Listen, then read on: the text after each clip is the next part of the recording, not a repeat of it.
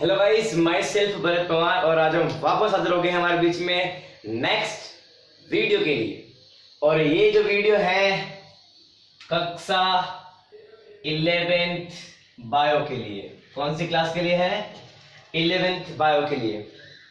11th के बच्चों हो जाओ शुरू, अब तुम्हारी खैर नहीं है, अब तुम भी लग जाना पढ़ने में।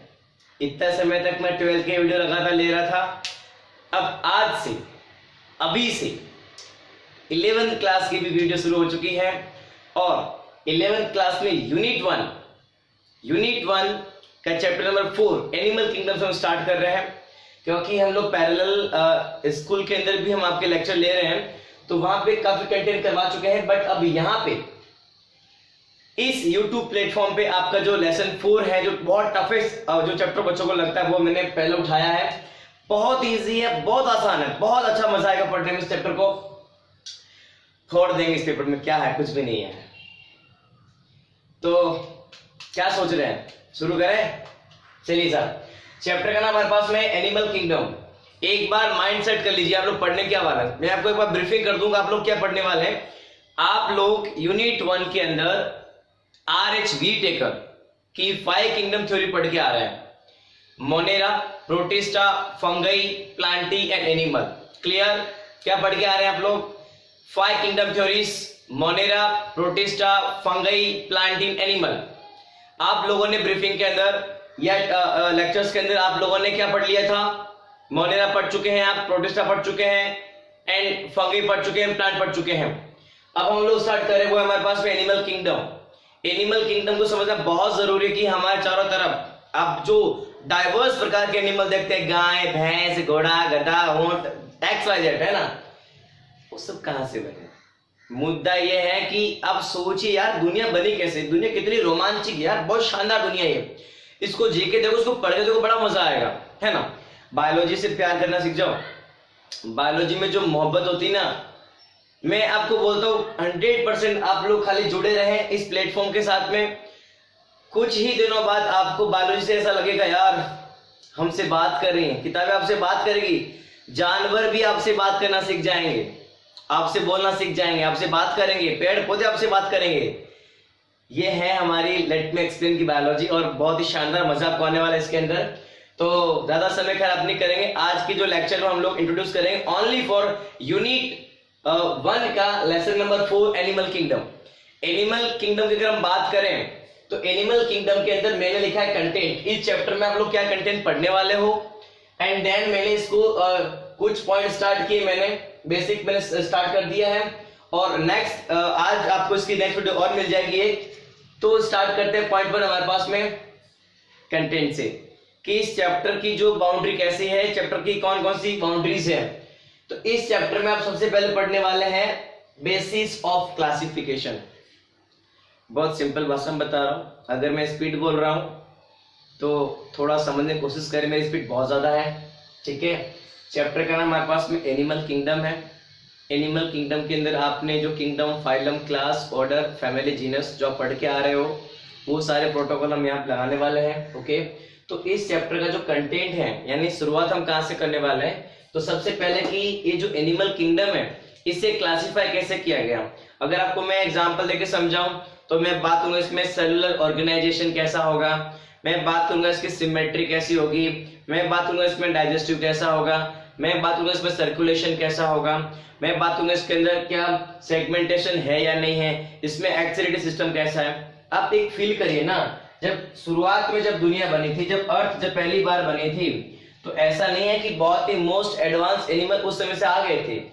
बहुत ही दुनिया का जो ओरिजिन है बहुत ही प्रिमिटिव तरीके से हुआ था। आपको मैं कई बार बता चुका हूँ वीडियो के अंदर भी मैं, कि शुरुआती समय में अर्थ पे कुछ नहीं था, ओनली सिर्फ गैसेस थी और कुछ भी नहीं था। वो जो डिटेल इसका जो डिस्कशन हम करेंगे इवोल्यूशन के अंदर, कक्षा 12th के अंदर लेसन नंबर 7 आएगा इवोल्यूशन। और 11th क्लास के बच्चों के लिए अगर मैं ब्रीफिंग करूं तो एक बार आपको मैं एक थोड़ी सी स्टोरी के द्वारा आपको मैं ये जो चैप्टर कहां से स्टार्ट हो रहा है आपको मैं कहानी बताता हूं। एक बात और, एनिमल और प्लांट का इवोल्यूशन क्या हुआ है? पैरेलल हुआ है। ऐसा नहीं हुआ कि पहले एनिमल बन गए पहले प्लांट बन गए, कभी नहीं। दोनों का इवोल्यूशन क्या हुआ है? पैरेलल हुआ है, ओके। आपको खाली में जो बच्चे भी चैप्टर को देख रहे हैं, वीडियो को देख रहे हैं, आपको मैं ब्रीफिंग कर देता हूँ चैप्टर को स्टार्ट करने से पहले कि जो दुनिया है ना कैसे बनी है, ये दुनिया कैसे ओरिजिन हुई है। शुरुआती समय में अर्थ पे कुछ नहीं था, अर्थ एक आका गोला थी। क्या बोला मैंने? शुरुआती समय में कुछ नहीं था, अर्थ एक आका गोला थी। अर्थ का जो टेम्परेचर है बहुत हाई था, okay, more than 5000 degree centigrade. कितना था? More than 5000 degree centigrade, okay, 5000 degree Celsius भी तापमान था अर्थ का शुरुआती समय के अंदर। यह थाउजेंड्स ऑफ वोल्केनोस फटते थे। अब जब वोल्केनोस फटेंगे तो क्या होते हैं? उसके वोल्केनोस के गर्भ में क्या होते हैं? लावा होता है। लावा में क्या होता है? अलग अलग जो मेटल्स हैं वो मेल्ट फॉर्म में होती है। इन शॉर्ट बोलो उसमें आयंस होते हैं, ओके। तो अब इतना डिटेल में नहीं जाऊंगा मैं, क्योंकि डिटेल बहुत टॉपिक बहुत डिटेल में है, बट मैं खाली थोड़ा सा ब्रीफ कर देता हूं कि समय के साथ में क्या हुआ, तापमान कम होता चला गया, एनवायरमेंट में गैस ज्यादा चली गई। गैसों के अंदर अगर मैं 4 बंदों के नाम बोल रहा हूं, वो है कौन कौन है? कौन कौन है? कौन? CHON, कौन? Carbon, hydrogen, oxygen and nitrogen. इन 4 बंदों ने ही पूरी दुनिया क्रिएट की। कितने बंदों ने? ये 4 वो बंदे जिन्होंने पूरी दुनिया को क्रिएट किया था। Clear? Carbon, hydrogen, oxygen and nitrogen, इन्हीं गैसों ने आपस में इंटरेक्शंस कर करके लॉट ऑफ गैस फॉर्म की थी। और ओवरऑल क्या हुआ, अर्थ के चारों तरफ क्या होगा, एटमॉस्फेयर क्रिएट होना शुरू हो चुका था। अब जैसे जैसे एटमॉस्फेयर क्रिएट हुआ, अर्थ का टेम्परेचर कम हुआ, वाटर मॉलिक्यूल बनने लगा। जब वाटर मॉलिक्यूल बनेगा तो क्या होगा? क्या होगा? H2O बनेगा ना। मैं सीधी सी कहानी है, हमने क्या बोला? O2 प्लस, क्या बोला हमने? H2 बोला। तो क्या बनाया हमने? वाटर मॉलिक्यूल बना दिया H2O। मैं रिएक्शन बैलेंस नहीं कर रहा हूँ, ठीक है। तो इतने हाई टेम्परेचर में जब वाटर अगर बनेगा तो क्या होगा? वेपराइज होगा, सीधी सी कहानी है। तो ऐसा काफी समय तक होता गया। तो पानी क्या हो गया? वेपर होता चला गया। पानी बना, वेपर हुआ, पानी बना, वेपर हुआ। ये समय तक चलता रहा, काफी समय तक चलता रहा। फिर धीरे धीरे क्या हुआ, अर्थ का टेम्परेचर और कम होने लगा। अब मैं आप बोलूं कि सपोज दैट ये अर्थ के आने वाले खड्डे हैं बड़े बड़े, ठीक है। अर्थ का टेम्परेचर क्या होने लगा? कम होने लगा। अब अर्थ का तापमान अभी कम तो हो चुका है, बट अभी भी अर्थ की सरफेस गर्म है। सरफेस क्या अर्थ की भी गर्म है। जैसे ही गैसें वेपर ऊपर उठती, वापस कूल होती और क्या बनती? Water molecule. क्या बनती? वाटर मॉलिक्यूल या वाटर ड्रॉप बनती है और वापस कहाँ आती है? नीचे आती है। और क्योंकि अभी सरफेस क्या है? गर्म है। ऊपर जगह बरस रहा है, पानी बरस रहा है, तो क्या होगा? नीचे सरफेस क्या है? गर्म है, पानी बस क्या होगा? छम छम। पानी गिरा सरफेस पे, सरफेस गर्म है तो तुरंत वेपराइज, गिरा नीचे तुरंत वेपराइज, क्या होगा? छम छम छम। पता ना? छम छम छम, पता ना क्या वो? अरे अगर आपने नहीं किया तो घर में आप लोग अक्सर करते हैं, जब मम्मी घर में रोटी बनाती है तो जो तवा होता है रोटी का, गरम तवे पे क्या डालते हो? पानी, तो क्या बनता है? छम, है ना। तो ये छम छमाछम चलता रहा और इसी छम छमाछम के साथ में क्या होता है, ध्यान रखना, वापस पानी वेपर होता गया। कुल मिला के ये वेपर मैकेनिज्म कंटिन्यू चलते गए काफी सालों के बाद में। अब अर्थ का तापमान धीरे धीरे डिक्रीज होने लगा। क्या होने लगा? अर्थ का जो टेम्परेचर है वो क्या होगा? धीरे धीरे डिक्रीज होने लगा है। मैं रिपीट कर दूं, मैं डिटेल में टॉपिक नहीं पढ़ा रहा हूं, सिर्फ ब्रीफ कर रहा हूं आपको मैं इवोल्यूशंस को। ये डिटेल जो है हम लेसन नंबर 7 पढ़ेंगे 12th क्लास में, ओके। ये 11th क्लास के लिए ओनली मैं बेसिक्स दे रहा हूं कि कैसे दुनिया पैरेलल डेवलप हुई थी। क्लियर? टेम्परेचर आपका धीरे धीरे क्या होने लगा? कम होने लगा। और जैसे जैसे टेम्परेचर कम होने लगा, अब जो है जो पानी बरसने लगा, अब वो पानी क्या हुआ? इस अर्थ के बड़े बड़े जो खड्डे थे जिसको आज समंदर बोलते हैं, वो समंदर पानी से भरने लगे, क्योंकि बारिश हुई, काफी सालों तक बारिश होती चली गई और जो अर्थ के जो बड़े बड़े खड्डे जिन्हें आज हम समंदर बोलते हैं, सी बोलते हैं, ओशन बोलते हैं, वो भरने लगे। और वहां पे क्या था? बहुत सारे अब जो चार्ज पार्टिकल थे उनके अंदर, उनको क्या मिल गया? वाटर मीडियम मिल गया। और वाटर मीडियम मिलते ही चार्ज पार्टिकल आपस में इंटरेक्ट करने लगे और इंटरेक्ट करके क्या बनाने लगे? वो छोटे छोटे स्ट्रक्चर्स बनाने लगे जिन्हें हम बोलते हैं कोइसर्वेट पार्टिकल। क्या बोलते हैं? कोइसर्वेट पार्टिकल। क्या बोलते हैं? कोइसर्वेट पार्टिकल। ये कोइसर्वेट पार्टिकल आपस में इंटरेक्शंस करने लगे और क्या? प्रोटीन मॉलिक्यूल्स फॉर्म करने लगे। क्या बनाने लगे? धीरे धीरे वो प्रोटीन्स मॉलिक्यूल फॉर्म करने लगे, धीरे धीरे वो न्यूक्लिक एसिड मॉलिक्यूल फॉर्म करने लगे। या ओवरऑल मैं बताऊं, धीरे धीरे जो है ऑर्गेनाइजेशन जो है वो शुरू हो चुका था। और अब क्या बनी यहाँ पे? सबसे पहले यहाँ पे क्या बनी? सिंपल सेल बने, क्या बनी यहाँ पे, सिंपल सेल बनने लगी, जिसे हम बोलते हैं प्रोकैरियोटिक सेल, जो वेल डेवलप नहीं है, वेल डिफरेंशिएट नहीं है, वेल फंक्शनेट नहीं है। कहानी यहाँ तक क्लियर। अभी जो सेल बनने बहुत ही प्राइमरी लेवल की सेल है, अभी प्राइमरी लेवल की जो सेल है धीरे धीरे एडवांस हो रही है। अब उसी पानी में दोनों का इवोल्यूशन हुआ है, इसी पानी में प्लांट का भी डेवलपमेंट हुआ, इसी पानी में एनिमल का भी डेवलपमेंट हुआ है, जिससे बाद में क्या और डेवलपमेंट हुआ आगे जाके।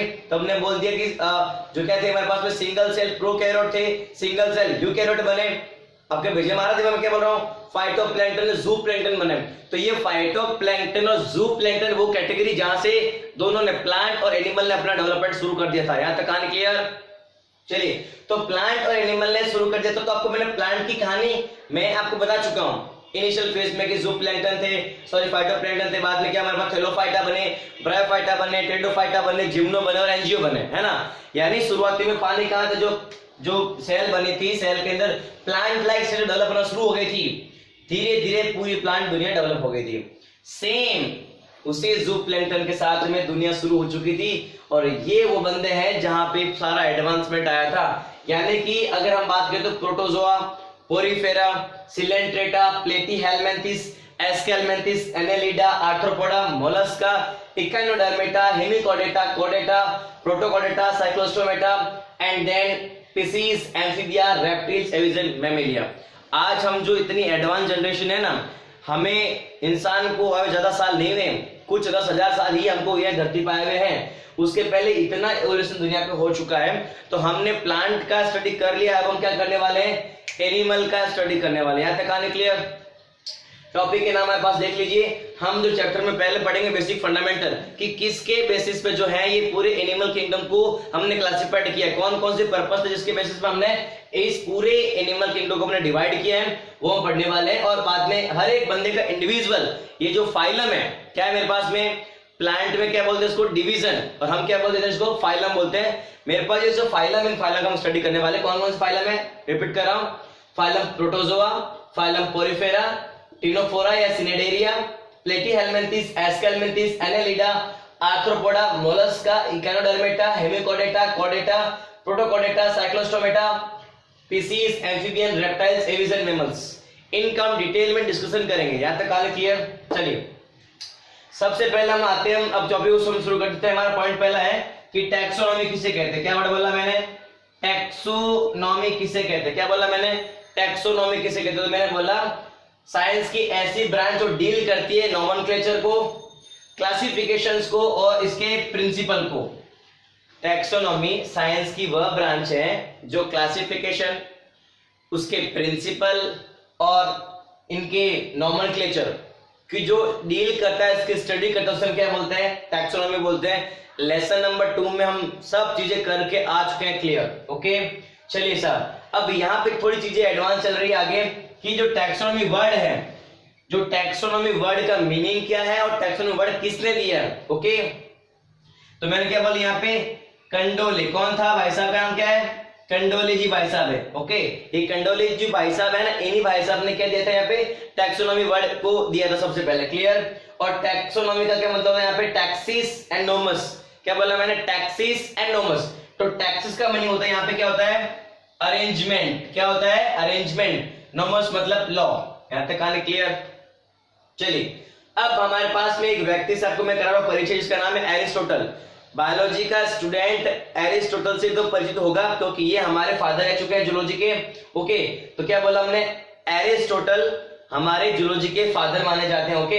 इनकी बुक का नाम है हिस्टोरिया एनिमेलियम। क्या नाम है हमारी बुक का नाम, याद रखिएगा। एरिस्टोटल की जो बुक का नाम क्या है, हिस्टोरिया एनिमेलियम, ओके। यहाँ तक कहानी क्लियर। उसके बाद में इन्हीं को क्या बोलते हैं हम लोग, इनिशियल टैक्सोनॉमी के फादर भी कहते हैं। ये हमारे जूलॉजी के तो फादर हैं, ये हमारे जूलॉजी के तो फादर हैं ही। इनको इनिशियल टैक्सोनॉमी के फादर भी बोलते हैं, क्योंकि इनिशियलिटी के अंदर जब शुरुआत थी तो एनिमल को सबसे पहले क्लासिफाइड करने वाले भाई साहब कौन थे, एरिस्टोटल। कहानी क्लियर। चलिए देखिए साहब, एरिस्टोटल भाई साहब ने कैसे क्लासिफाइड किया था। तो एनिमल भाई साहब को इन्होंने यहाँ पे कलर ऑफ, मतलब हमारा जो ब्लड का जो कलर है ना, वो कलर के बेसिस पे इन्होंने एनिमल को 2 पार्ट में डिवाइड किया। किसने किया था, एरिस्टोटल भाई साहब ने। किसमें, एक तो बोला, क्या बोला, एक को एनीमिया, एनिमा, एक बोला enema, okay, enema enema, clear, गाली लग रही है ना, एनिमा इनिमा। देखो थोड़ा बोलने में मुझे थोड़ा गड़बड़ हो सकती है, बट आप कॉन्सेप्ट समझना खाली यहाँ पे, ठीक है, एनिमा एंड इनिमा, ओके। चलिए हमें कॉन्सेप्ट समझना है, थोड़ा बोलने में दिक्कत हो सकती है, मेरी इंग्लिश में थोड़ी गड़बड़ी है। तो क्या बोला मेरे पास में, एनिमल को दो में डिवाइड किया उन्होंने, एक वे बंदे जिसके पास में क्या नहीं है, डोंट हैव रेड ब्लड, जिसके पास में ब्लड नहीं है, जिसके पास में रेड ब्लड, या मैं बोलूं कि रेड ब्लड सेल नहीं है, या मैं बोलूं कि जिसके पास में ब्लड नहीं है, उन्हें क्या बोलते हैं, एनीमा, ओके। दूसरा क्या मेरे पास में, हैव रेड ब्लड, जिसके पास में क्या है, रेड ब्लड, जिसका खून लाल है, ओके, जिसमें आरबीसी प्रेजेंट है। तो कौन कौन से बंदे जिसके अंदर रेड ब्लड सेल नहीं या ब्लड नहीं होता है, देखिए दुनिया में वे लोग भी जिसमें ब्लड नहीं है, तो क्या उसकी जगह पे वे लोग जिसमें ब्लड नहीं है, तो क्या कौन कौन से बंदे हैं, तो मैंने बोला जितने भी क्या है मेरे पास में, इनवर्टिब्रेट, क्या बोला, जितने भी इनवर्टिब्रेट, इसमें क्या नहीं होता है, ब्लड नहीं पाया जाता है, खोपड़े मुद्रा, स्पंजेस हो गया, मोलस्का हो गए, आर्थ्रोपोडा और इकोनोडर्मेटा, इसमें क्या नहीं पाया जाता है, ब्लड नहीं पाया जाता है, कहानी क्लियर। उसके बाद हम पहुंच जाते हैं कहां पे, जिसमें ब्लड पाया जाता है उन्हें क्या बोलते हैं, ऑल वर्टिब्रेट्स। अब वर्टिब्रेट्स को भी आगे फर्दर किसमें, दो पार्ट में डिवाइड करेगा, कौन कौन से, विविपेरस एंड ओविपेरस।